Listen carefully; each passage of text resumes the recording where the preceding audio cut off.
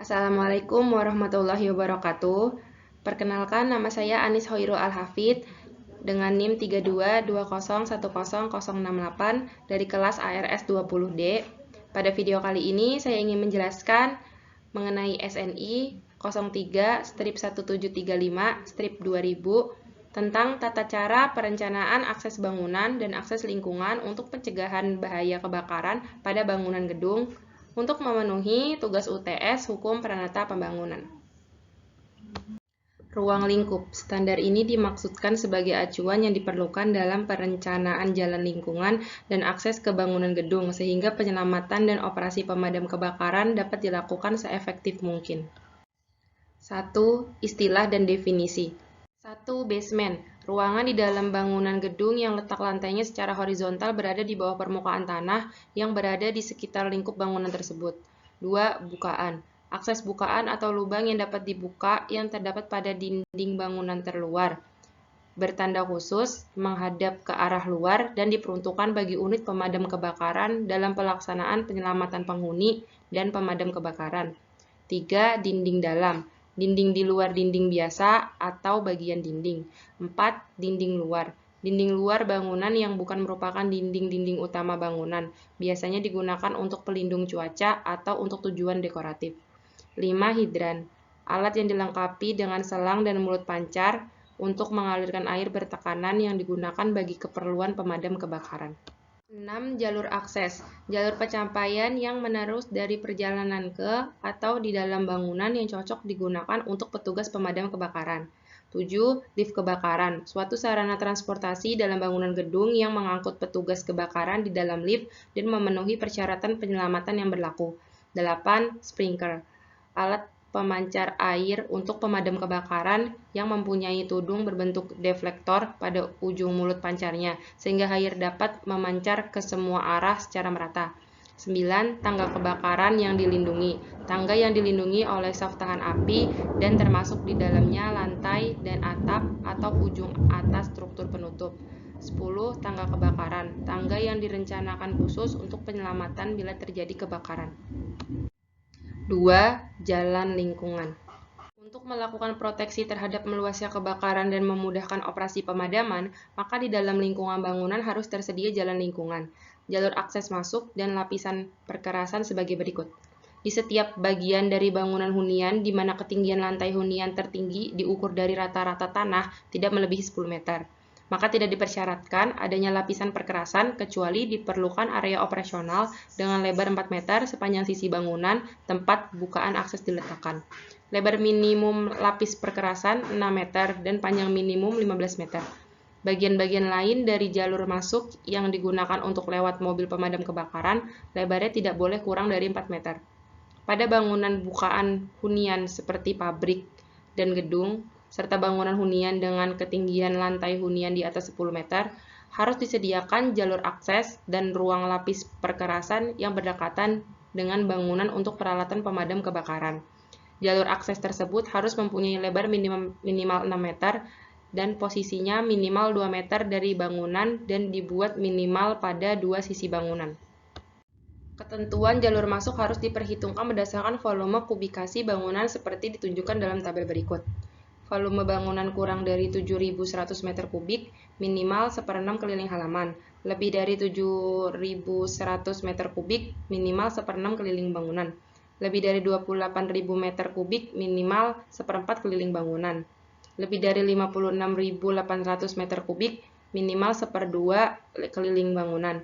Lebih dari 85.200 meter kubik, minimal 3/4 keliling bangunan. Dan lebih dari 113.600 meter kubik harus sekeliling bangunan. Dalam tiap bagian bangunan, perkerasan harus ditempatkan sedemikian rupa agar dapat langsung mencapai bukaan akses pemadam kebakaran pada bangunan. Perkerasan tersebut harus dapat mengakomodasi jalan masuk manuver mobil pemadam, snorkel, mobil pompa, mobil tangga, dan platform hidrolik, serta mempunyai spesifikasi sebagai berikut. A. Lebar minimum lapis perkerasan 6 meter dan panjang minimum 15 meter. Bagian-bagian lain dari jalur masuk yang digunakan untuk lewat mobil pemadam kebakaran lebarnya tidak boleh kurang dari 4 meter. B. Lapis perkerasan harus ditempatkan sedemikian agar tepi terdekat tidak boleh kurang dari 2 meter atau lebih dari 10 meter. Dari pusat posisi bukaan akses pemadam kebakaran diukur secara horizontal. C. Lapis perkerasan harus dibuat dari lapisan yang diperkuat agar dapat menyangga beban peralatan pemadam kebakaran. D. Lapis perkerasan harus dibuat sedatar mungkin dengan kemiringan tidak boleh lebih dari 1:15, sedangkan kemiringan untuk jalur masuk maksimum 1:8,5. E. Lapis perkerasan dari jalur akses tidak boleh melebihi 46 meter dan bila melebihi 46 meter harus diberi fasilitas belokan. F. Radius terluar dari belokan pada jalur masuk tidak boleh kurang dari 10,5 meter dan harus memenuhi persyaratan. G. Tinggi ruang bebas di atas lapis perkerasan atau jalur masuk mobil pemadam minimum 5 meter untuk dapat dilalui peralatan pemadam tersebut. H. Jalan umum boleh digunakan sebagai lapisan perkerasan asalkan lokasi jalan tersebut sesuai dengan persyaratan jarak dari bukaan akses pemadam kebakaran. I. Lapis perkerasan harus selalu dalam keadaan bebas rintangan dari bagian lain bangunan, pepohonan, tanaman, atau lain-lain, dan tidak boleh menghambat jalur antara perkerasan dengan bukaan akses pemadam kebakaran. 3. Hidran halaman. Tiap bagian dari jalur akses mobil pemadam di lahan bangunan harus dalam jarak bebas hambatan 50 meter dari hidran kota.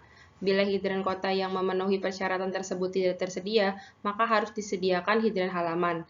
Dalam situasi di mana diperlukan lebih dari satu hidran halaman, maka hidran-hidran tersebut harus diletakkan sepanjang jalur akses mobil pemadam. Sedemikian hingga tiap bagian dari jalur tersebut berada dalam jarak radius 50 meter dari hidran. Pasokan air untuk hidran halaman harus sekurang-kurangnya 2.400 liter per menit pada tekanan 3,5 bar, serta mampu mengalirkan air minimal selama 45 menit. Jumlah pasokan air untuk hidran halaman yang dibutuhkan ditunjukkan pada tabel berikut. 1. Jenis bangunan perumahan, jumlah hidran yang akan dipakai 1.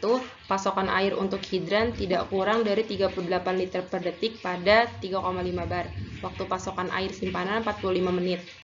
2. Jenis bangunan bukan perumahan,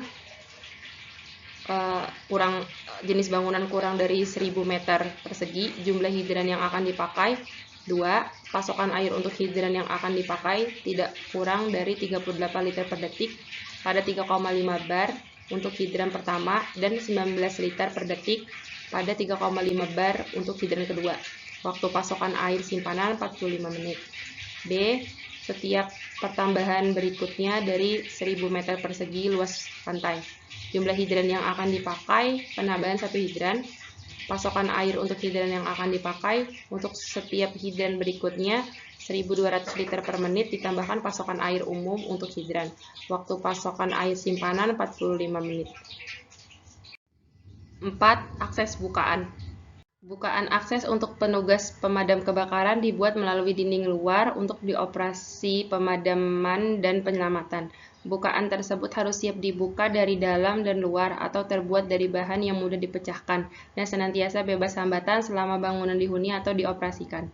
Ukuran bukaan akses petugas pemadam kebakaran tidak boleh kurang dari 8.500 mm lebar dan 1000 mm tinggi, dengan tinggi ambang bawah tidak lebih dari 1000 mm dan tinggi ambang atas kurang dari 1800 mm di atas permukaan lantai bagian dalam. Bukaan akses pemadam kebakaran harus diberi tanda segitiga warna merah dengan ukuran tiap sisi minimum 150 mm dan diletakkan pada sisi luar dan sisi dalam dinding dan diberi tulisan akses pemadam kebakaran jangan dihalangi dengan ukuran tinggi minimal 50 mm. Jumlah dan posisi bukaan akses pemadam kebakaran sebagai berikut. 1. Pada tiap lantai atau kompartemen kecuali lantai pertama dan ketinggian bangunan tidak melebihi 40 meter, harus ada satu bukaan akses untuk tiap 620 meter persegi luas lantai. Ataupun bagian dari lantai harus memiliki 2 bukaan akses pemadam kebakaran pada setiap lantai bangunan atau kompartemen. 2. Pada bangunan yang di dalamnya terdapat kompartemen-kompartemen atau ruang-ruang yang ukurannya kurang dari 620 meter persegi yang tidak berhubungan satu sama lain, maka masing-masing harus diberi bukaan akses. 3. Dalam suatu bangunan atau kompartemen yang dilengkapi seluruhnya dengan sistem sprinkler otomatis, penentuan bukaan akses didasarkan atas perhitungan bukaan akses untuk 6.200 meter persegi. Pertama, pada basis 620 meter persegi untuk tiap bukaan akses, dan selanjutnya diberikan tambahan bukaan akses berikutnya untuk luas lantai lebih dari 6.200 meter persegi dengan basis 1.240 meter persegi. 5. Akses penugas pemadam kebakaran. Bangunan gedung rendah yang tidak memiliki basement yang di dalam persyaratan jalur akses bagi petugas pemadam kebakaran akan dipenuhi oleh kombinasi dari sarana jalan keluar dengan jalur akses kendaraan. Pada bangunan lainnya, masalah-masalah yang dihadapi saat mendekati lokasi kebakaran dan berada dekat lokasi kebakaran dalam upaya menanggulangi kebakaran, diperlukan persyaratan mengenai sarana atau fasilitas tambahan untuk menghindari hambatan dan untuk memperlancar operasi pemadaman. Fasilitas-fasilitas tambahan ini meliputi lift untuk pemadam kebakaran, tangga untuk keperluan pemadam kebakaran, dan lobi untuk operasi pemadaman kebakaran yang dikombinasi di dalam suatu shaft yang dilindungi terhadap kebakaran atau disebut sebagai shaft untuk pemadam kebakaran. Persyaratan shaft untuk pemadam kebakaran. A. Bangunan yang lantainya terletak lebih dari 20 meter di atas permukaan tanah atau di atas permukaan jalur akses bangunan atau basementnya lebih dari 10 meter di bawah permukaan tanah atau permukaan jalur akses bangunan harus memiliki shaft untuk pemadam kebakaran yang berisi di dalamnya lift untuk pemadaman kebakaran. B. Bangunan yang bukan tempat parkir sisi terbuka dengan luas tingkat bangunan seluas 600 meter persegi atau lebih yang bagian atas tingkat tersebut tingginya 7,5 meter di atas permukaan jalur akses bangunan harus dilengkapi dengan shaft untuk tangga pemadam kebakaran yang tidak perlu dilengkapi dengan lift pemadam kebakaran. C. Bangunan dengan 2 atau lebih lantai basement yang luasnya lebih dari 900 meter persegi harus dilengkapi dengan shaft tangga kebakaran terlindung untuk petugas pemadam kebakaran yang tidak perlu dilengkapi lift pemadam kebakaran. Bila mana shaft tangga kebakaran terlindung untuk pemadam kebakaran diperlukan untuk melayani basement, maka shaft tersebut tidak perlu harus pula melayani lantai-lantai di atasnya, kecuali bila lantai-lantai atas tersebut tidak dicakup berdasarkan ketinggian atau ukuran bangunan. Berikut persyaratan shaft kebakaran terlindung untuk pemadam kebakaran. Shaft pemadam kebakaran harus memuat lift kebakaran jika lantai-lantai atas di tiap bangunan yang berada 20 meter di atas level akses masuk, dan lantai-lantai basement di tiap bangunan yang berada 10 meter atau lebih dari level. Shaft pemadam kebakaran tidak perlu memuat lift kebakaran jika lantai-lantai atas yang luasnya 600 meter persegi atau lebih yang jaraknya dari level akses maksud minimum 7,5 meter. Dan lantai basement 2 lantai atau lebih yang luasnya tiap lantainya lebih dari 500 meter persegi. Setiap jalur tangga untuk pemadaman kebakaran dan shaft kebakaran harus dapat didekati melewati mobil pemadam kebakaran. Semua shaft untuk petugas pemadam kebakaran harus dilengkapi dengan sumber air utama untuk pemadaman dan memiliki sambungan outlet dan katup landing di tiap lobi pemadam kebakaran kecuali pada level akses. Shaft untuk pemadaman kebakaran harus dirancang, dikonstruksi, dan dipasang sesuai ketentuan yang berlaku. Berikut jumlah minimum shaft untuk pemadam kebakaran pada bangunan yang dipasangi sprinkler. Luas lantai maksimum kurang dari 900, jumlah minimum shaft pemadam kebakaran 1. Luas lantai maksimum 900 sampai 2000, jumlah minimum shaft pemadam kebakaran 2. Luas lantai maksimum luas lebih dari 2000, jumlah minimum shaft pemadam kebakaran 2 ditambah 1 untuk tiap penambahan 1.500 meter persegi. 6. Pipa tegak dalam bangunan. Bangunan yang dipasang dengan pipa tegak dan sistem sprinkler otomatik harus mempunyai saluran masuk untuk peralatan pompa pada jarak 18 meter dari sambungan pemadam kebakaran.